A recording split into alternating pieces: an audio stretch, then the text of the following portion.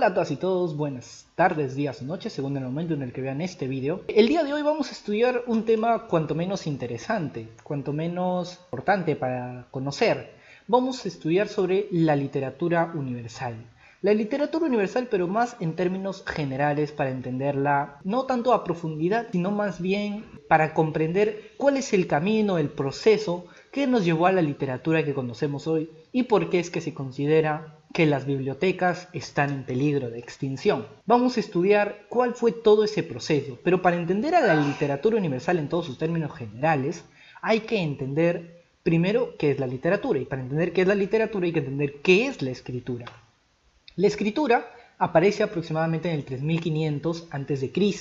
Se prevé que los primeros que descubrieron o que crearon o que inventaron la escritura fueron los sumerios y los mesopotámicos, más tarde los egipcios, y aproximadamente en el año 1000 a.C. aparecería en China, en Grecia, etc.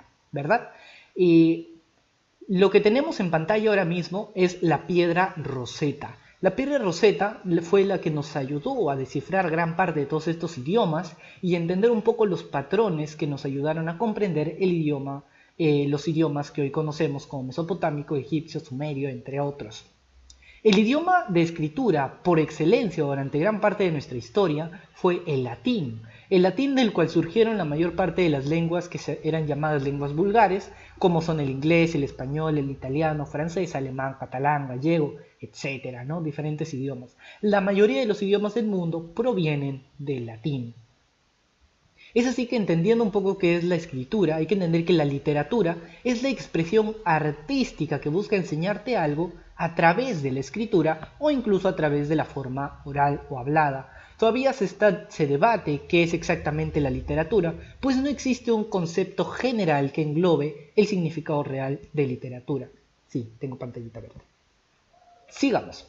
La literatura clásica es la primera muestra de literatura real que tenemos a nivel de historia de la literatura universal.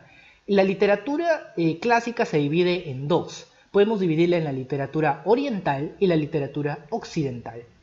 En la literatura oriental tenemos a personajes como Confucio, el filósofo, mayormente filósofos, Confucio, Lao Tse, Sun Tzu, que escriben diferentes libros como que eran de carácter muy moralista, didáctico, que buscaba enseñarte algo siempre, ¿no? Así también tenemos otros libros históricos religiosos como el Mahabharata y gran parte del Antiguo Testamento de la Biblia. Otro de los libros importantes es el libro de la guerra, el arte de la guerra, de Sun Tzu, que incluso hasta el día de hoy podemos encontrarlo en muchas bibliotecas de estrategas militares. Por otro lado, la literatura occidental, un poco más separada de la religiosidad, pero sin separarse de su carácter moralista, aparecen personajes como Homero, con el famoso mito homérico, que es la Odisea, la Ilíada, y que nos ayuda a entender un poco la mitología griega. Tenemos a Sófocles, Esquilo, Esopo, a Safo, a Ovidio, a Séneca, Horacio, Virgilio, todos estos escritores, cada uno con su tipo de literatura. Hay que entender que en la literatura clásica, en el occidente se dividía entre la lírica, la tragedia y la comedia. Asimismo, Aristóteles se refiere a la literatura, no como literatura en sí, sino que lo escribe en su libro La Poética, ahí dice, está en griego, La Poética. La diferencia entre estos dos es de que la literatura occidental era un poco más extravagante, exuberante, simbólico, místico. Lo vemos, por ejemplo, en el Mahabharata. Por otro lado, la literatura occidental era un poco más sobria, equilibrada, armoniosa y realista, pero esto no impide de que hayan libros que se salgan un poco de este sistema, como por ejemplo en el caso de Oriente, libros como el Kama Sutra, que eran no de carácter religioso, sino de carácter un poco más antropocentrista. Pero en general, en términos generales, podemos decir de que la literatura clásica tiene características moralistas, didácticas, teocentristas y antropocentristas, ¿no? Porque giraban en torno a los dioses, en torno a Dios, pero también en torno al ser humano. Esto lo vemos, por ejemplo, en la idea de que los dioses griegos eran dioses que se portaban y actuaban y tenían necesidades humanas. Luego de esta literatura clásica, que abarca más o menos hasta la caída del Imperio Romano de Oriente, inicios de la era feudal, empieza la literatura medieval. La literatura medieval va más o menos desde el siglo V después de Cristo hasta el siglo XV después de Cristo. Hay que entender que entre este proceso hasta el siglo V después de Cristo, hay que entender de que primero se legalizó el cristianismo, luego se convirtió en la religión oficial y más tarde se convertiría en la religión más importante por excelencia, ¿no? Al igual que el Islam.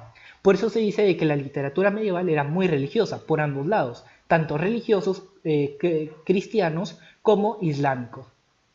En este contexto de la literatura medieval se considera una decadencia de la cultura también, del pensamiento, de la filosofía, por pensamientos más teocéntricos. El centro del universo era Dios en este caso, y la mayoría de la literatura giraba en torno a Dios. Así surgen los cantares de gesta, entre uno de los más importantes el cantar del Mío Cid.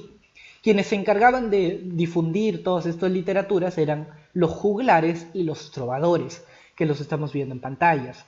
Los trovadores eran escritores escritores más formales, y los juglares eran un poco más diversos, podían ser payasos, bufones, artistas, actores, etc., ¿no? Y tenían pues esa característica diversa. Esto termina aproximadamente cuando aparece en la misma literatura Edad Media una corriente, una vertiente literaria denominada el dolce stilo novo. Esto más o menos en la Baja Edad Media. Recordemos de que durante la mayor parte de la literatura medieval había una predominancia del idioma latín, pero las lenguas vulgares, los idiomas vulgares, empiezan a tomar relevancia en la Baja Edad Media. Y ahí aparece, por ejemplo, la Divina Comedia de Dante Alighieri. Esto como parte del Dolce Stilo Novo. Dante Alighieri no fue el único en este estilo, sino que podemos nombrar de que el Dolce Stilo Novo se basó en el pensamiento del humanismo, el pensamiento humanista. Así tenemos a Francesco Petrarca, a Dante Alighieri y a Giovanni Boccaccio.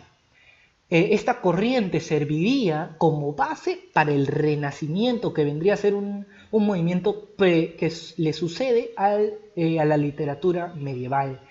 Francesco Petrarca escribe su obra cumbre, Cancionero, que ya no giraba en torno a Dios, ni siquiera en torno a él mismo, sino que le estaba escribiendo a su musa. Dante Alighieri escribe la Divina Comedia, que aunque tiene un contexto religioso, abarca también un mensaje hacia su amada, hacia su musa.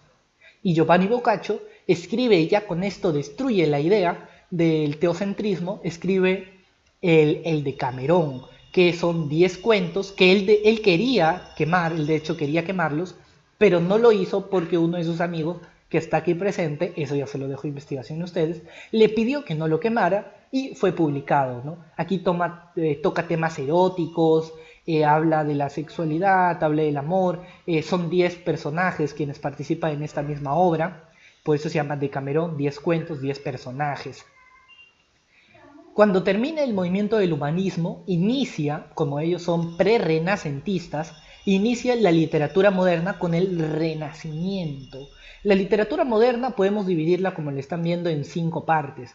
La época del Renacimiento, del Barroco, el Neoclásico, la época en la que conviven el romanticismo, el realismo y el simbolismo, y termina con el modernismo. El Renacimiento y el Barroco forman parte de una era de crisis. Recordemos de que se está destruyendo el sistema feudal, de que está cayendo el antiguo régimen, la Iglesia Católica está perdiendo poder, entonces hay una una total inestabilidad. Eso termina en el Neoclásico, donde ya empieza una relativa estabilidad hasta la época del siglo XX, el modernismo, incluso hasta la actualidad, diría yo. Pero en cuanto a la literatura, podemos dividirla así. El Renacimiento, no se me asusten este desorden en la línea de tiempo, lo vamos a estudiar por partes.